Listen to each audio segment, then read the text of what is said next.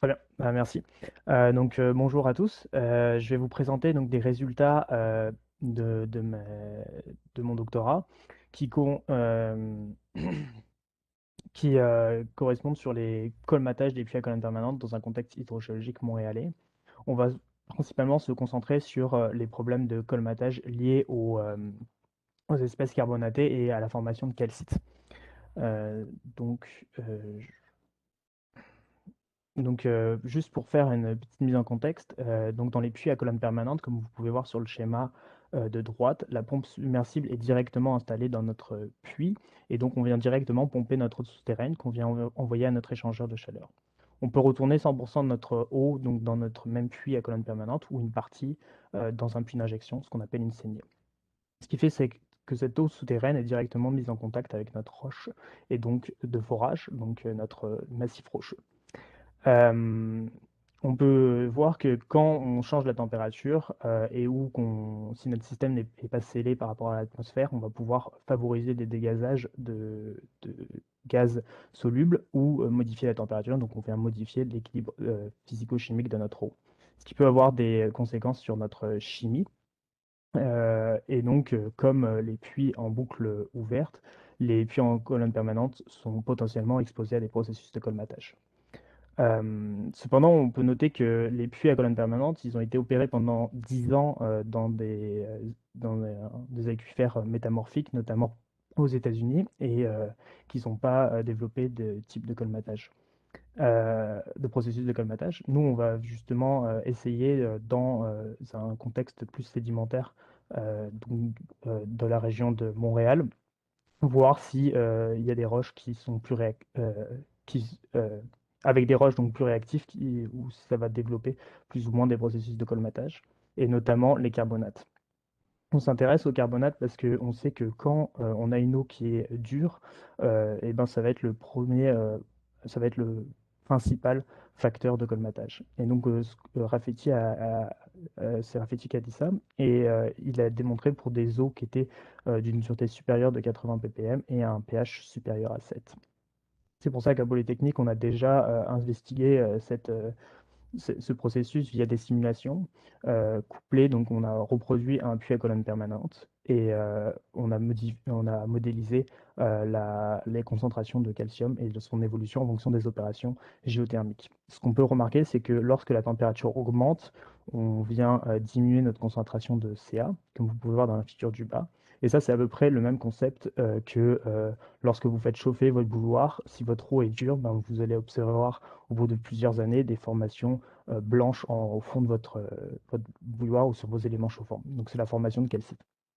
Ce qu'on peut aussi regarder, c'est que lorsque on active la saignée, donc le trait plein, notre variation de température est moins grande, ce qui fait que notre précipitation de calcium est moins grande. Puisqu'on vient chauffer moins notre eau, on vient former moins de calcite. Et le dernier point est que si notre système est pas scellé et donc mis en contact avec l'atmosphère, on peut favoriser un dégazage de CO2, ce qui fait que notre acide carbonique dans notre eau vient quitter la solution et donc on vient basifier notre eau, ce qui fait qu'on va former on va former plus de carbonate.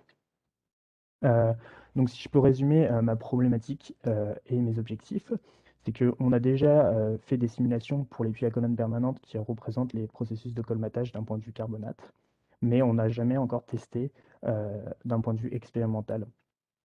Donc c'est exactement mon objectif, c'est de regarder quelles sont les opérations qui viendraient former des carbonates avec des expériences expérimentales.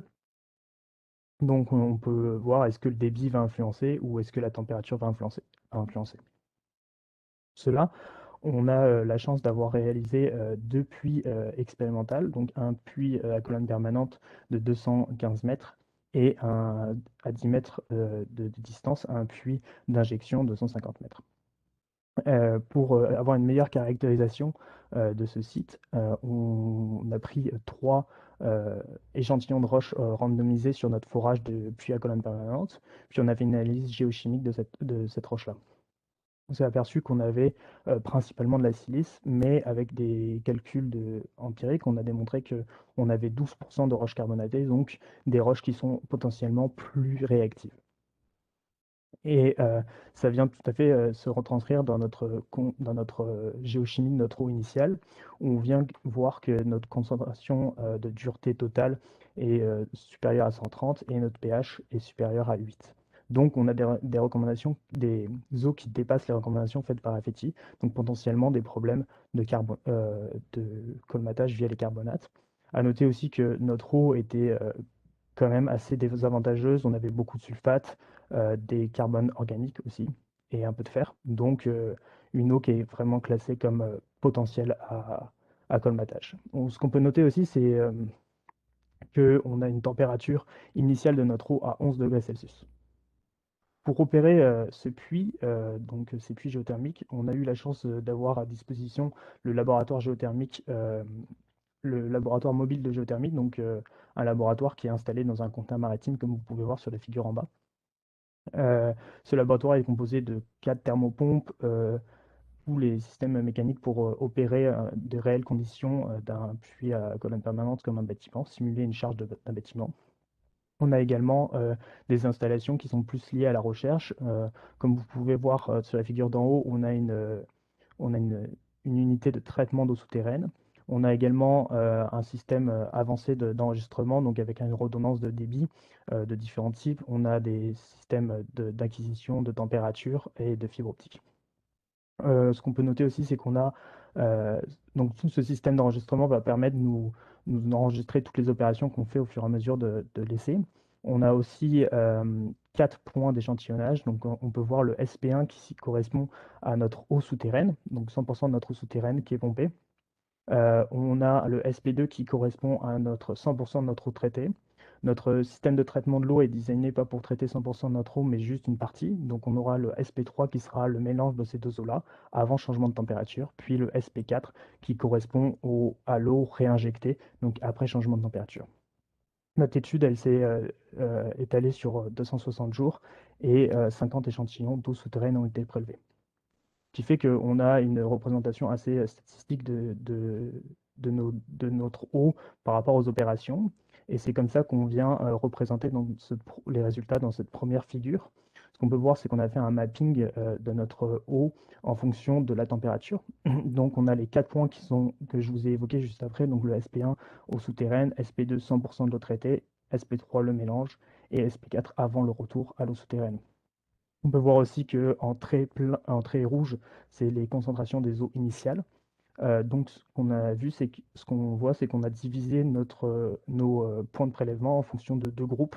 Donc, si l'eau souterraine était inférieure à 11 degrés Celsius, on a considéré qu'on était en mode chauffage, donc la gaz bleue. Et si on est supérieur à 11 degrés Celsius, on a considéré qu'on était en mode climatisation, donc la gaz rouge. Ce qu'on observe dans cette figure à première vue, c'est que les pH sont très liés à la température. Donc, quand on a une eau froide, on va avoir un pH élevé, et contrairement quand on a une eau chaude et qu'on est en mode climatisation, on va avoir un pH plus faible. Euh, Ça vient aussi dans le même cas pour les concentrations de calcium et de magnésium. Les médianes sont plus basses pour les eaux chaudes que pour les eaux froides. Donc ces deux observations vont plutôt dans le sens de la formation de la calcite, où lorsqu'on forme de la calcite, on vient diminuer notre alcalinité, donc diminuer notre pH, et, euh, et aussi diminuer notre concentration de calcium dans notre eau souterraine. On peut aussi remarquer que sur le SP2, on a des concentrations beaucoup plus faibles que les autres points. Donc ça démontre l'efficacité de notre traitement. Et dernièrement, on peut voir que les médianes de tous nos points de concentration étaient inférieures à la concentration initiale. Donc ce qui montre que soit le traitement a été efficace sur tous nos points, ou qu'on a un dégazage de CO2.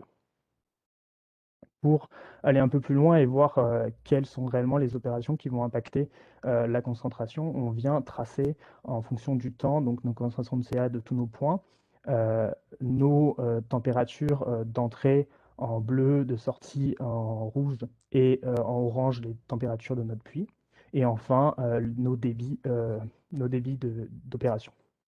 Ce qu'on peut voir, c'est que s'il y a un lien avec la température, c'est peut-être un peu plus. Il y a d'autres paramètres qui jouent, puisque c'est moins corrélé qu'on pouvait le voir dans la première figure. Le deuxième point qu'on peut observer, c'est que si on fait la différence entre le SP1 et le SP4, lorsque le traitement est actif, notre concentration de calcium entre les deux est de 2 ppm, plus de 2 ppm, et lorsqu'il est désactivé, il est que seulement de 0,4. Ce qui montre que le traitement, quand il est actif, est efficace et qu'on aurait un captage théorique de 33 kg de masse de calcite durant cette opération, durant ces 260 jours. Et le dernier point qu'on peut observer, c'est les arrêts, donc les box qui sont en rouge lorsque le débit est nul. Eh bien, on observe, quand on redémarre, des concentrations de calcium qui sont beaucoup plus hautes que lorsqu'ils étaient en fonctionnement normal. Euh, donc, sûrement que l'eau qui était stagnante s'est mise en équilibre avec la roche. On en reparlera plus tard. Et aussi, les arrêts, en fait, on voit une décorrélation entre notre eau qui était contenue dans notre laboratoire et notre eau souterraine. Il faut savoir que si notre eau, nos points sont dans nos